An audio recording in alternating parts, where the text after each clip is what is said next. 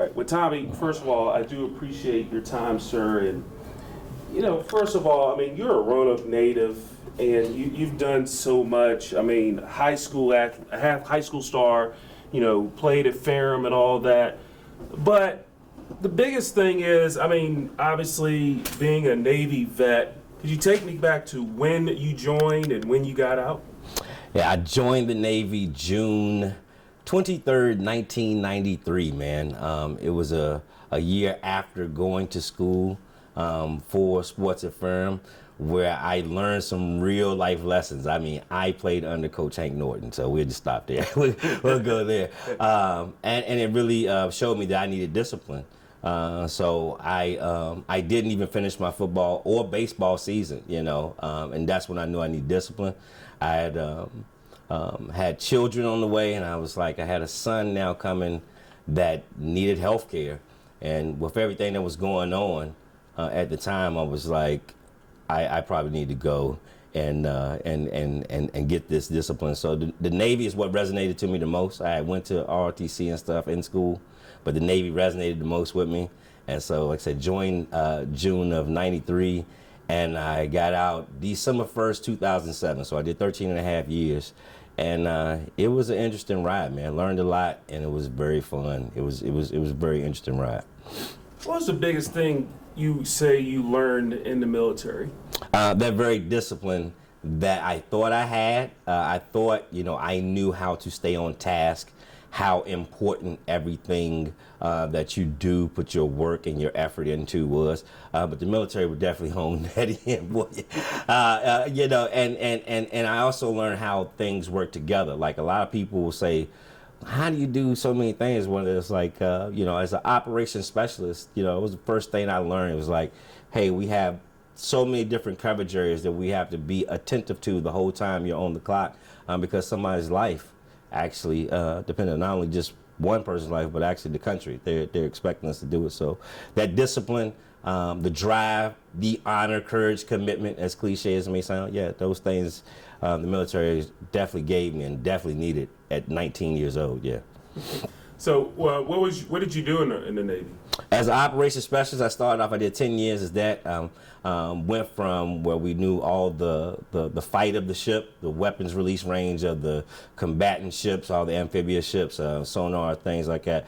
But about 2.5 years into it, I became an air intercept controller, which everybody gets excited about, the Maverick and the Top Gun with the pilots in there, but someone has to be letting them know what's going on and things like that, and that was my job. And so it was very interesting, but yet and still it definitely was a lot in the mental, because when you go in theater, you're talking to the guys who's actually going over feet dry, the ones who's actually doing these strikes, and you got to make sure they make it back. You know, I'm the one who they talk to as soon as they come back feet wet.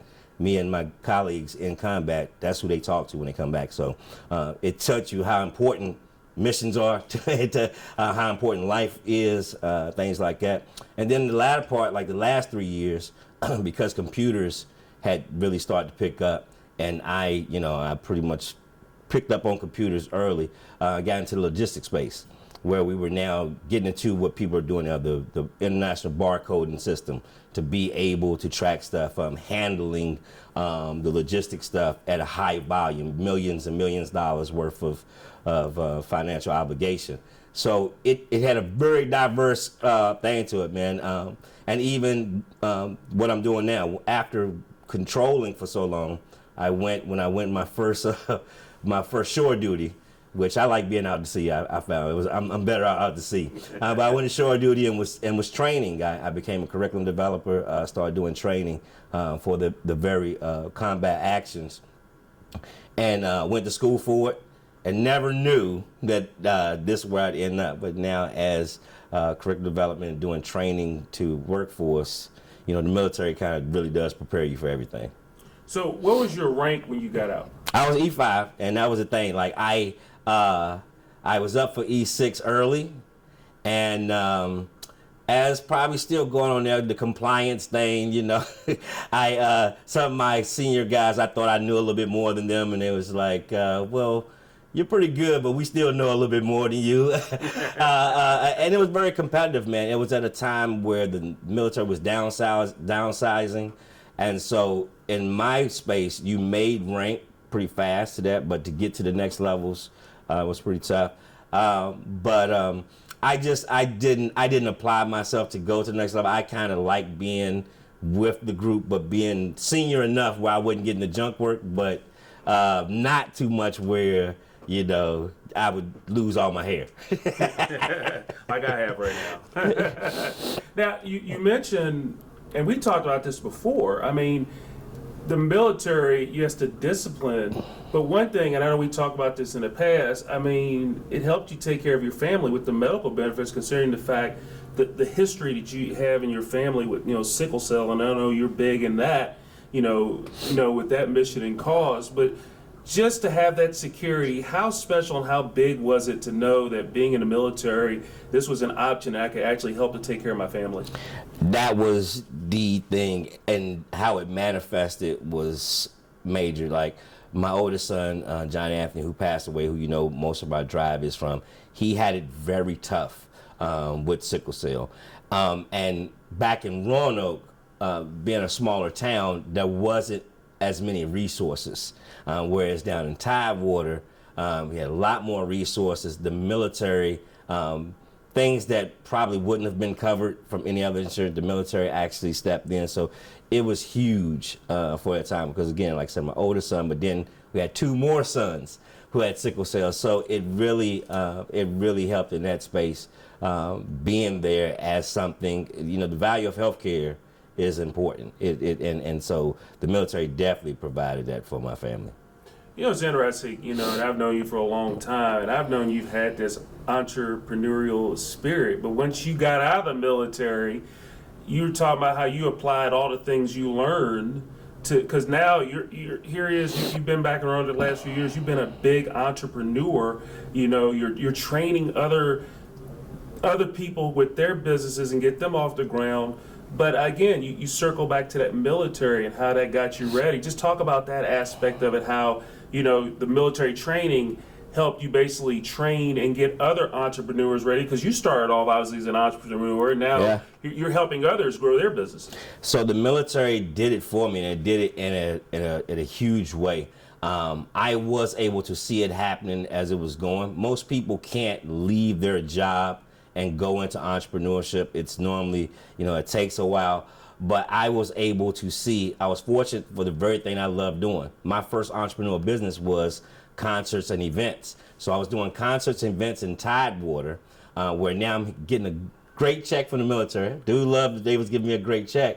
But now I could take time in the nightlife, which was explosive in Tidewater at the time. At this time, you got Timbaland and Missy and Pharrell. I mean, just coming alive. So that music scene and the nightlife, where I could now see, oh, I could actually do this. And then I knew for certain when we went overseas, and you're taking 5,000 people to a new city, but then all the locals get there. Whereas I did 3 concerts while on deployment, and I made more money from them concerts than I had made from the military. I said, I might need to come back the other way next time. But it also showed that it's on you, though. It really said, hey, listen, in entrepreneurship, some people get into a space where, like, man, this is what I want to do until they have to do it. And so knowing the obligation of, and that's why it was so great that I did do logistics right before I got out, because it showed me, man, we took care of the whole ship, the financing of the whole ship. So now the importance of making sure the financials are right, making sure that all the departments are in order. They got the training and stuff like that. It's allowed for me to not only have been able to experience it and now be back home doing it, but now seeing these other businesses who never went to the military, but taking on some of these we're an academy. It's the Webb Academy. So taking on some of their ideology and, you know, getting their business going, it's a beautiful thing, man. You know, the interesting thing is, so when you, as an entrepreneur yourself, you've done a lot. I mean, you got like the Focus Radio, you got clothing. I mean, you got multiple businesses underneath.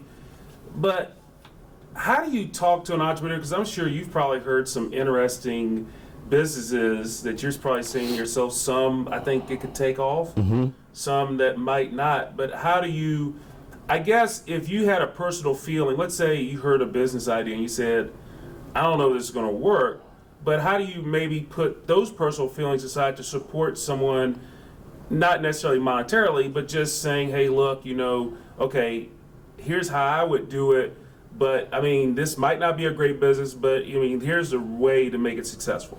Well, that's the idea. That's where we at. But the beauty of it is, the world itself has now started saying we know more than the smart people, in a sense that our heart, the bulk of what we do our business is in the media.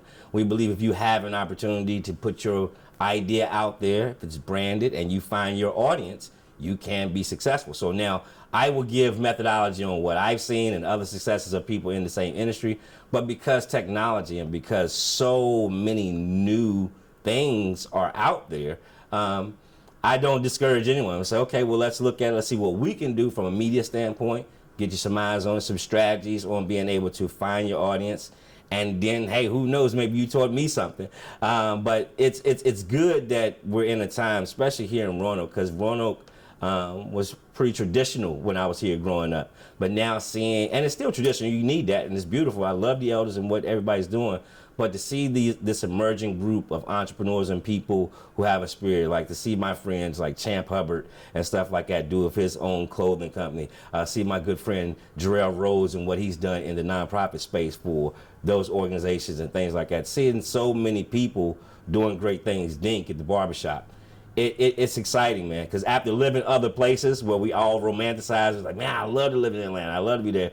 We got a lot of that right here in Roanoke, man. So it's exciting to see it, and I think that's what encourages other people to say, maybe I'll try it, and maybe I can make it work. And then obviously, circling back, I mean, when you look at, you had some tragedy, obviously losing your son, losing your daughter, and all that, and how big a role that they played in you, but how special is it to give back in so many ways? Because obviously, you're giving back, but you're still very big into sickle cell, but in other ways. But just talk about just giving back, helping others, because I'm sure your two youngins are smiling down on you saying, hey, Dad is knocking it out of the park helping others. Yeah. So the best amenity of being back in Roanoke is I get to still see my mother, man. My mother is such a light, man. Like, even when those sports days, you think about those sports days, everybody knew my mom was in the stands. My mom was there. She was the statistician, My mom was the one, after we played there, you could come on over our house, we still play in the back. So my mom being a giver and being that has allowed me to be able to see, like, hey, that's what we're doing it for. Like, I've been successful in multiple different business ideas, which has encouraged me. But the biggest beauty is that now, instead of just me having to try to take it all over myself and I can now be able to help others to do that same thing, some things that they never would have tried. There's a lot of people who in our entrepreneurship hub, they probably would have never tried entrepreneurship because it just seemed like it's so far away. It seemed like no one ever actually came out there and reached out to them. But to see that over the past 10 years, we've touched at least 200 different entrepreneurs from this city alone, which has expanded out to throughout the state and up and down the eastern seaboard, man, that's the giving. That's the value of it, The money comes, but seeing others making money and actually getting a better quality of life in all aspects, whether it be in the nonprofit space like the sickle cell stuff, or what a lot of people forget, my first offering back here, and still always will be, is a church. God called me to do things. God called me to teach acting faith. And so I just teach acting faith, man. What's the biggest, if there was one piece of advice you give to your entrepreneurs that you learned from the military, what's the biggest piece of advice that you give up and coming entrepreneurs and people that are continuing to be entrepreneurs, and why do you give that? What is that big piece of advice?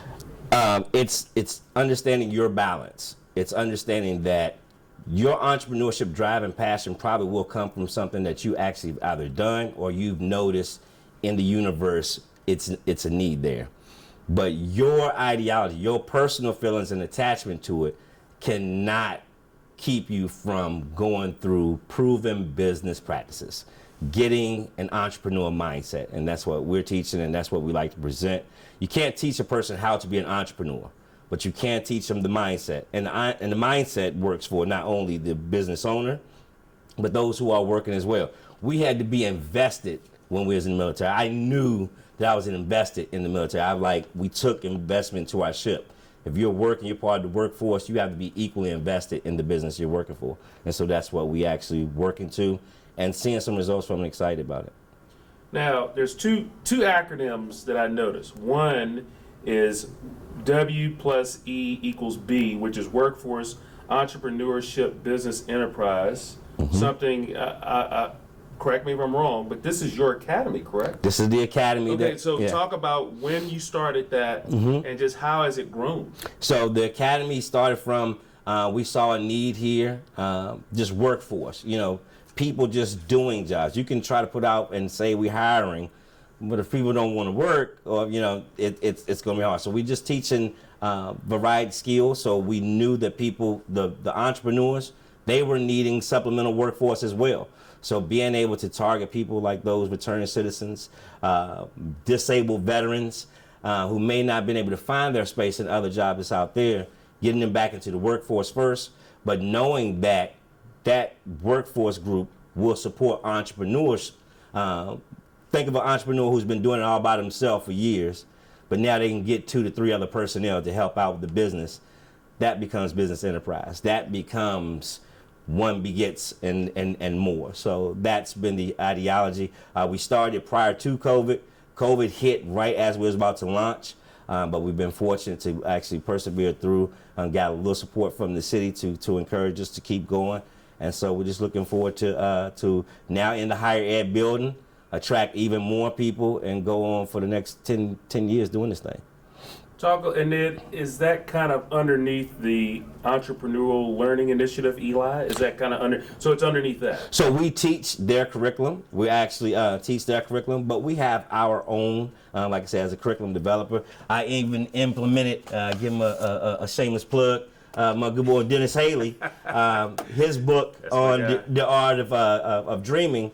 He has a concept of next play, which is very important for the entrepreneur. You can get down on, man, we didn't sell this week, or why aren't my people doing this?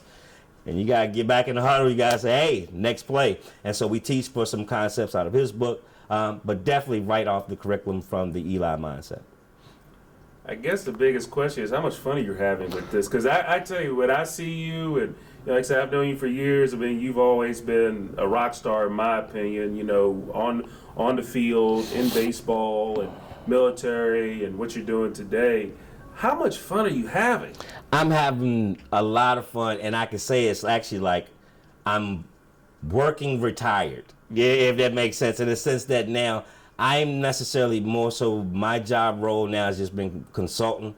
My sons have grown up in the space where my son is a performer and artist who runs our radio and does most of the media stuff. My other son is in the financial space where he gets our back house stuff and things like that. So that's the beauty of it, man. Not only, can I still run a little bit, but I don't have to run as hard now because I'm getting older, bro. I can't run up and down that field like you used to. I'm playing golf now. I walk 18 holes instead of, bro. Yeah, just don't do Casey Bratton. Don't do what he did helping out with Jermaine Johnson's camp, because he was like, I gotta show these. I said, look, you can't. I mean, I know you were great. He was. You were great at VMI.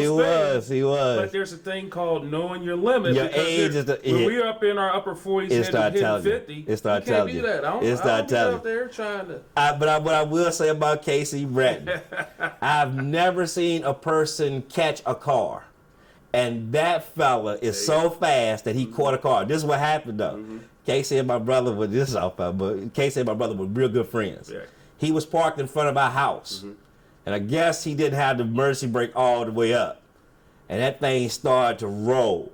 And we sitting, next thing you know, the car's going down Ferncliff Hill, and he catches it before I said, man, yeah, Casey Bratton was fast, bro. I know. So you mentioned something earlier. You've helped out 200 entrepreneurs in the span of what, 2-3 years? Well, so I'm saying that over the 10 years. Over 10 years since we've been doing Focus Radio, we've had a chance to now some business who have never had an on TV or on radio interview.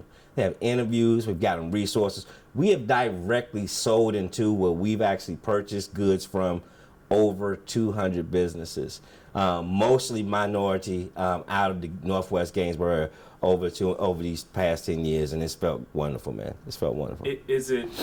What's neat, I'm knowing you being a proud father, I mean, you turned over, like when you first started, you were doing everything with Focus Radio, and you turned over the reins to your son. I mean, how special is it to say, okay, I've built this up, and I'm handing over the keys to you? Well, he took it himself, actually, because when I was in Norfolk, he was down there with me. He started recording at 10 years old. So he's always been kind of, in that space, and it's natural. He just put out a project last year with 808 Ray, Grammy Award artist, producer from the city, that now they've been friends, that they putting out music. So it just kind of worked to see them doing it and all of it happening. It's nice. But he know more than me, so that is the caveat to that. I always gotta just sit back and listen a lot of times, but that's good too, though. How neat is it to just look back and see how far you've come with this? And on the flip side, I know you're not done, because you don't rest on your laurels, but I guess it's a two-part question. How neat is it to see how far you've come with this? And then where do you see this going down the road? I'm so grateful for all the stuff that's going on in the city. We kind of found this space over here because we were so excited about what Henry Street and the Harrison Museum and those entities like your Tribunes and everybody who's been here, WTOY, who's been here since I was a kid, to watch them and do what they've done and be where they've been. To been here 10 years now, still putting out publications, still having a radio station that's playing not only the music from the hottest artists out there, but it also gives a platform for local artists and stuff like that. And then a magazine that is sustained through tough times. We feel, man, it's proud. I'm not even close to done. We're looking at the next 20 years that we can't wait to see the renovation and revitalization that's supposed to be coming to Gainesboro. And we hope to be here, be a part of it, and see more soldiers out here, because this is still, that's the one thing about how it wraps up into the story. Like, these streets are still, still a war ground for different areas. We'll always talk about the gun violence, but just living and having a quality of life, period. And so to see people actually here doing it and going forward and knowing that it feels like it's going to keep going, that's why I came back home, man. Do you talk to colleges? Because you're in the higher ed center, so obviously you have connections with colleges, because I'm sure that you've gone and spoke to colleges, and I'm sure, with your program, I'm sure you offer internships and all that stuff too. So we started building relationships with the programs in here. There's a Virginia Tech program that we started talking to. But of course, I'm working on, I got to say, Ferrum. We really got some exciting things that we see coming down the road with Ferrum, with some of the talks we're doing. But we don't have to do it all. What we love about it is the fact that, like, Virginia State is here now, and a lot of these programs that some of the people may not even know are here, we're going to start telling that story for them and stuff as well. So we definitely talk to them, and so excited about the relationships and partnerships that are already formed. And we did a lot of that during our sickle cell thing too, that just kind of now has allowed for the timing to be right for us to put it all together, man, work it all together. So health-wise, I know you're doing all right. Health-wise, how's everybody in your family? Because obviously that sickle cell gene is still there. The beauty of them becoming adults now, they have taken on their own journey. My two sons, who are still with us, Tommy is now 26, has his own child. He always was doing pretty good, but he's doing way better. But we're really excited about my youngest son, Nariq, who's 24, who really struggled come up as well. He's had some surgeries, and with the new advances since we've been doing it, that he's now been able to be a part of, his quality of life. He's got engaged, and man, it's a good time. It's a good time. God has been good. I gotta ask you this, because I know what it feels like being a granddad. I got two little grandbabies. One that's 4, and one that's getting ready to be 4, one's getting ready to be 3, or 3 and 2. When you get older, you screw up your ages. What's it like to be a granddad? So they can only call me Big Papa, because I love it when they call me Big Papa. But to watch my grandkids It's amazing because each one of them has come to the office too. Each one of them has sat at the desk. Like my granddaughter, she's the oldest. She said, "This is my desk," and things like that. So to see them, but seeing them doing some of the very things that we did growing up, seeing my grandsons playing t-ball and football and stuff, man, it's amazing because my father didn't get that opportunity. My father passed when I was very young. So to be still what I consider myself someone young, to have done that because some of my friends didn't make it back from those things. So to have seen all that and to be home, it's a great thing. And obviously, it's a success story because I'm sure you get asked a lot to even go speak at your alma mater of Fleming too, because I know, there's a lot of those Colonels over there and Patriots too, but specifically Fleming, because there's a lot of guys like you, the Tanks and the Champs, even Eric Johnson's over there, Chelton, he's my boy. But it's just, I'm sure now they see what you guys are doing, hey, I can do the same thing. So I love being attached, still doing things with Fleming. We've done some things. We're doing some special program with the baseball because a lot of people don't realize. Everybody knew me from football, but I was the guy from the hood that played baseball, kind of like Al Holland, Coach Al Holland. When I played under Coach Al Holland, yo man, that guy, like, one, he got knowledge, but he is from Northwest Roanoke. Like he's gonna keep it raw. He's gonna keep it real with you, and that's what I needed my senior year. But to have not been, no one knew that story. We want to be able to bring those stories, how he made it out of a time that we're speaking of. We're talking about the urban North, stuff like that. Those are some of the times that actually Al Holland was starting to come through, the latter part of those things, and made it to the biggest platform to pitch in the World Series. Those stories we want to convey as alternatives to what the streets is offering now. And baseball, having my other friends like Tank still being so present in football, Champ killing in basketball. I always was kind of behind them in that. They couldn't see me in baseball. So baseball, the only person that he was younger to me, and we still kind of work together. I went and saw his program down in Florida. He's putting his program together in North Carolina. Is Al Holland Jr. So man, it just feels good that we are old enough now to be those very ones. Because when you said who, connecting with the schools, when I got back here, I was able to directly talk with Coach Miller. And Coach Miller, who really, Coach Miller kept me out of jail. I was trying to go with that other stuff. Some of the same things here. So I can empathize with the kids now. The guns and the stuff like that, you were trying to do it. And his presence and his direct stopping of that, get out there on that field, go. Those things really help. And so to have come back when I first got back here and say, Tommy, go with your vision. And so here we are. And I was able to see him right before he passed. And he was like, hey, I'm proud of you. And those things, man, make it worth it, man. You mentioned Coach Holland, obviously, World Series playing it. You can't get any bigger than that. Yeah, man. Are you? It's making it sound like you're almost looking at maybe doing a documentary or something on it. So I've been working on that. He's such a Coach Holland is amazing. He was on our show. He came to my show probably about 5 or 6 years ago. He's been having some health challenges lately, but he's still I see him in the pictures and stuff. So we would love to do that because it is a huge story. I mean, to come from Addison, make it go through up to HBCU, to now make it to the 83 series. And one thing about that, as our coach, he bought some bats in one day, and he bought in a Mike Schmidt. And I want to say it was a Pete Rose and Mike Schmidt bat. And I was like, oh my gosh, Mike Schmidt, I used to like Mike Schmidt. I gotta at least swing with these bats a couple times. So I got the Mike Schmidt, I got one of them. He had a couple of them. He had, but I picked up one of the Mike Schmidt bats. And I'm taking batting practice with the wooden bat in fall ball, and the bat cracks. And I was scared because Coach Holland's a big man, and he's an authoritative presence. Yeah. And whereas at first he was looking at me like, he said, boy, you all right. He said, I got plenty of them. He said, I got plenty of them back. He said, don't tell.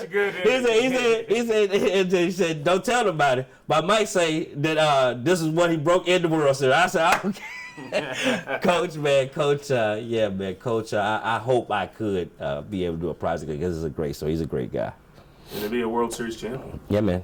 Yeah, man. And that's big time. I mean, it's something that you just don't hear about. I mean, you know, we got a lot of champions that have come out of this area, but you know, the Al Holland story definitely, you know, and just knowing him, I mean, he's very humble. He does not, and which is a lot of. I think it's a lot about a lot of these guys around here that you know, we've done stories like stories I've done on people that you know you had to talk them into it. I say, well, your story can inspire others. Right. Well, like a prime example, like you know, I just did some with Coach Gaither, military veteran, in his book, which is fascinating. And at first he was like, hey, he didn't want a book done on him, and he was like, so always stay away from something. Yeah, man. But then he said, no one's going to read this. So he said about 500 people would purchase his book. It's like Coach Gaither, like I always played for Wilson Road, so I never had a chance to play Coach Gaither until I was 15 years old. Where now a teenage boy who you getting the real Coach Gaither.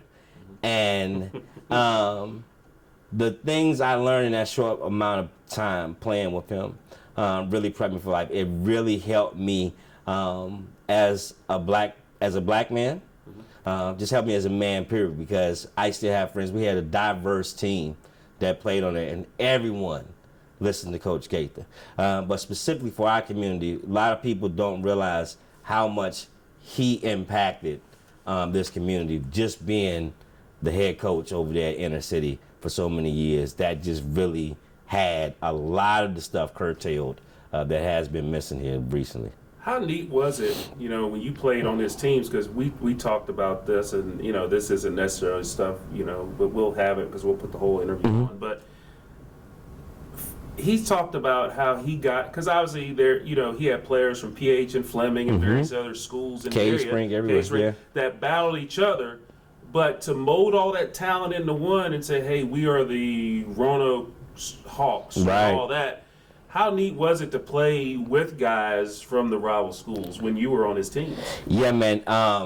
That was it. So the 15 and under team, so now you're taking your PA seniors, which we had Troy Mans as our point guard and stuff like that, went on to play at Virginia Tech. Other guys that played in that era, Jonas Callis, we had, but I'm Fleming guys. Me and David Williams, you know, we over there with those guys. But we came together, man. We came together because he knew how to put together. And Cave Spring guys. We had Cave Spring guys on the team. And we lost in the championship to Boo Williams' team out of Richmond, which them boys, they was 15-year-old dunking on everybody. It was insane. But the Joe Gaither team I did see when I was playing for the 13 and under, he had the team that had Mark Ward, Percy Covington, the Curtis Blair, and those guys, George Lynch, that competed. 80 Ward was on it. 80 Ward and Mark. 80 and Mark were both on that team. That I haven't seen a stronger team of basketball players in the Roanoke Valley. George, that team, I have never seen a stronger team assembled in Roanoke than that team that he coached. Took the boys out to Las Vegas, and yeah, he's somebody. And what's neat is those, when they both were on their, all those players on their respective teams, you could make a case, which